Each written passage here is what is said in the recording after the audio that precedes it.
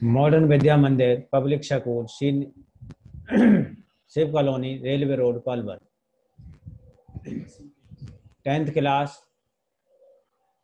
Lesson 2 वन एवं वन्य जीव संसाधन, सब्जेक्ट भूगोल। पृथ्वी पर जैव विविधता यह पूरा आवासीय स्थल जिस पर हम रहते हैं अत्यधिक जैव विविधताओं से भरा हुआ है। मानव और दूसरे जीवधारी एक कठिन पारतंत्र का निर्माण करते हैं जिसका हम मात्र एक हिस्सा हैं। नंबर 2, भारत में जैव विविधता। हमारे देश में लगभग 81,000 वन्य जीव उपजातियां और लगभग 47,000 वनस्पति उपजातियां पाई जाती हैं। वनस्पति उपजातियों में से लगभग 15,000 उपजातियां भारतीय मूल की हैं। तीसरा पॉइंट, भारत में वन्य जीव पर खतरा। भारत में बड़े प्राणियों से स्तनधारियों की 79 जातियां, पक्षियों की 44 जातियां, सरीसृपों की 15 जातियां और जल स्थिर चरों की 3 जातियां लुप्त होने का खतरा बना हुआ है। लगभग 1500 पादप जातियों के भी लुप्त होने का खतरा है।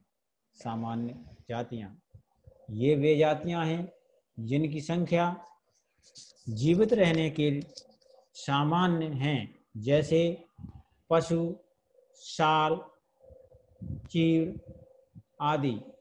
संकटग्रस्त जातियां ये वे जातियां हैं जिनके लुप्त होने का खतरा है, जैसे काला हिरण, मगरमच्छ, भारतीय जंगली गधा आदि है। सुभेद्य जातियां ये वे जातियां हैं जिनकी संख्या कम हो रही है, जैसे नीली भेड़, एशियाई हाथी, गंगा नदी की डॉल्फिन आदि। अब आता दुर्लभ जातियां। इन जातियों की संख्या बहुत कम या सुभेद्य है। यदि इनको प्रभावित करने वाली विषम परिस्थितियां परिवर्तन नहीं होती तो ये संकटग्रस्त जातियों की श्रेणी में आ सकती हैं, जैसे हिमालयन भूरा भालू। स्थानिक जातियां प्राकृतिक या भौगोलिक सीमाओं से अलग विशेष क्षेत्रों में पाई जाने वाली जातियां अंडमानी टील, निकोबार कबूतर, अंडमानी जंगली सूअर और अरुणाचल के मिथुन इन जातियों के उदाहरण हैं। लुप्त जातियां। लुप्त जातियों से अभिप्राय उन जातियों से है जो इनके रहने के आवासों में खोज करने पर अनुपस्थित पाई गई हैं। ये उपजातियां स्थानीय क्षेत्र, देश, प्रदेश, महाद्वीप या संपूर्ण पृथ्वी से ही लुप्त हो गई हैं। ऐसी उपजातियों में एशियाई चीता और गुलाबी सिर वाली बत्तख शामिल हैं। वन्य जीव का विनाश। कृषि योग्य भूमि के विस्तार के कारण, वन कटाव, नदी घाटी परियोजनाओं के कारण वन क्षेत्रों को साफ करना, नई रेल लाइनें और सड़कों का निर्माण करने और नए उद्योग लगाने के कारण वन क्षेत्र कम होता जा रहा है, जिससे वन्य जीव का विनाश हो रहा है। भारतीय वन्य जीव अधिनियम 1972, इस अधिनियम में वन्य जीव रक्षण के अनेक प्रावधान थे। इसमें संकटग्रस्त जातियों के बचाव पर, शिकार प्रतिबंधित या प्रतिबंधन पर तथा वन्य जीव आवासों के रक्षण पर बल दिया गया था। Tiger project. बाघों की संख्या को बढ़ाने के लिए यह प्रोजेक्ट 1973 में शुरू किया गया, जिसके अंतर्गत 27 बाघ रिजर्व की स्थापना की गई। आरक्षित वन। ये वन जो हैं इमारती लकड़ी अथवा वन उत्पादों को प्राप्त करने के लिए स्थायी रूप से सुरक्षित किए गए हैं। इनमें पशुओं को चराने और कृषि करने की अनुमति नहीं होती है। संरक्षित वन। ये वे वन हैं जिनमें पशुओं को चराने व खेती करने की अनुमति सामान्य प्रतिबंधों के साथ दी जाती है। वर्गीकृत वन, ये वे वन होते हैं जो अधिकतर दुर्गम हैं, ये बहुत सघन वन होते हैं। वनों का विस्तार, भारत में लगभग 79.42 मिलियन हेक्टेयर भूमि पर वन हैं, जो भौगोलिक क्षेत्र का 24.16% है। वनों का वितरण, भारत में वनों का वितरण बहुत असमान है। अंडमान और निकोबार द्वीप समूहों में 86.9% भूभाग पर वनों का विस्तार है, जबकि हरियाणा में केवल 3.8% भूभाग पर ही वन हैं।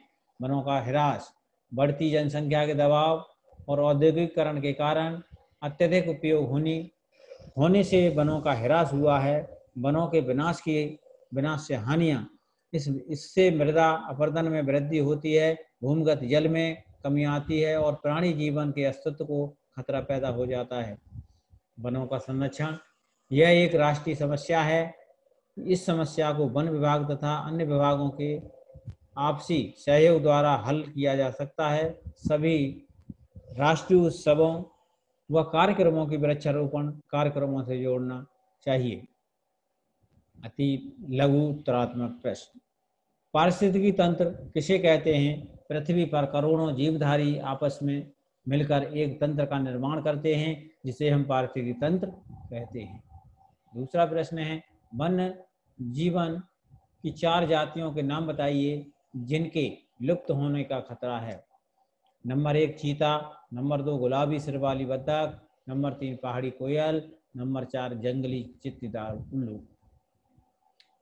तीसरा क्वेश्चन है कि भारत में वन आवरण के अंतर्गत कुल क्षेत्रफल कितना है? 6,37,293 वर्ग किलोमीटर है। भारत में संकटग्रस्त जातियों के 4 जीवों के नाम लिखिए। काला हिरन, मगरमच्छ, गैंडा, जंगली गधा। 1950 से 1980 के बीच कितनी वन भूमि को कृषि भूमि में परिवर्तित किया गया है? 26,200 वर्ग किलोमीटर। मानव और दूसरे जीवधारी किसका निर्माण करते हैं? पारिस्थितिकी तंत्र का। मध्य प्रदेश में नर्मदा सागर परियोजना के पूर्ण हो जाने के कारण कितना क्षेत्र जलमग्न हो जाएगा? 4 लाख हेक्टेयर से अधिक वन क्षेत्र। पौधे, पशु और सूक्ष्म जीव जिनका पुनर्सृजन करते हैं, वायु, जल तथा मृदा। हिमालयन यब एक औषधि पौधा किस राज्य में पाया जाता है? हिमालयन पौधा हिमाचल प्रदेश तथा अरुणाचल प्रदेश में पाया जाता है। छोटा नागपुर के मुंडा और संथाल आदिवासी किन वृक्षों की पूजा करते हैं? महुआ और कदम्ब। महुआ और कदम्ब की पूजा करते हैं। विश्व की बेहतरीन वन्यजीव परियोजनाओं में से एक कौन सी है? Project tiger. राजस्थान का कौन सा समाज पशु प्रेमी है? बिश्नोई समाज। चिपको आंदोलन किसने चलाया था? सुंदरलाल बहुगुणा ने। चिपको आंदोलन किस क्षेत्र में चलाया गया था? हिमालय क्षेत्र में। भारत का राष्ट्रीय पशु पक्षी और पुष्प कौन सा है? भारत का राष्ट्रीय पशु बाघ है, राष्ट्रीय पक्षी मोर है और राष्ट्रीय पुष्प कमल है। आरक्षित वन किसे कहते हैं? परिभाषित कीजिए। आरक्षित वन ऐसे वन क्षेत्र हैं जिन्हें इमारती लकड़ी तथा अन्य उपयोगी पदार्थों की प्राप्ति हेतु बचाकर रखा जाता है। इन्हें आरक्षित तथा रक्षित 2 भागों में बांटा गया है। मानव के लिए वन किस प्रकार उपयोगी है? मानव के लिए वन प्रकृति की अमूल्य भेंट है। इनका मानव जीवन में बहुत ही उपयोगी स्थान है। ये निम्नलिखित प्रकार से मानव के लिए उपयोगी है। नंबर 1, वन पर्यावरण की गुणवत्ता को बढ़ाने में सहायक हैं। नंबर 2, वन स्थानीय जलवायु में सुधार करते हैं। वन मृदा अपरदन को नियंत्रित करते हैं। वन नदी प्रवाह को नियंत्रित करके बाढ़ों को रोकते हैं।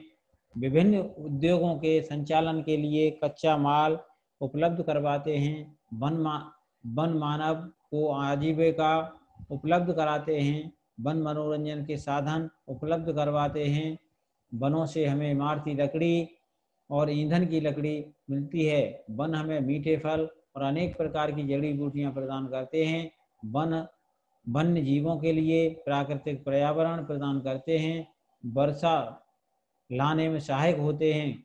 वनों से हमें चारा, गोंद इत्यादि अनेक उपयोगी वस्तुएं प्राप्त होती हैं। वन संरक्षण के उपायों का वर्णन कीजिए। वन संरक्षण के उपायों का वर्णन एक राष्ट्रीय समस्या है। इस समस्या को वन विभाग तथा अन्य विभागों के आपसी सहयोग द्वारा हल करना चाहिए। वनों के संरक्षण में सामान्य लोगों की सहभागिता का विशेष महत्व है। हमें वन महोत्सव बड़े उत्साह और उमंग के साथ मनाने चाहिए। जिन क्षेत्रों में फसल उगाई नहीं जा सकती, उन क्षेत्रों में पेड़ लगाने चाहिए। हमें पेड़ों के महत्व के विषय में जन चेतना पैदा करनी चाहिए। सभी राष्ट्रीय उत्सवों, कार्यक्रमों, वृक्षारोपणों के कार्यक्रमों को जोड़ना चाहिए। वन संरक्षण के उपाय वन रोपण और सामाजिक वानिकी कार्यक्रमों के द्वारा वन आवरण क्षेत्र में पर्याप्त वृद्धि करनी चाहिए। जनजातियों एवं ग्रामीण लोगों के लिए जलाऊ लकड़ी, चारा, छोटे मोटे वन उत्पाद तथा इमारती लकड़ी उपलब्ध कराने हेतु उपाय करने चाहिए। राष्ट्रीय आवश्यकताओं की पूर्ति हेतु वनों की उत्पादकता को बढ़ाना चाहिए। वन उत्पादों के कुशल उपयोग पर लकड़ी के अनुकूलतम पूरक पदार्थों को बढ़ावा देना चाहिए। मौजूदा वनों से दबाव को कम करने तथा राष्ट्रीय वन नीति के उद्देश्यों की पूर्ति हेतु महिलाओं की सहभागिता सुनिश्चित करते हुए बृहत जन आंदोलन के लिए आवश्यक कदम उठाने चाहिए। Thank you.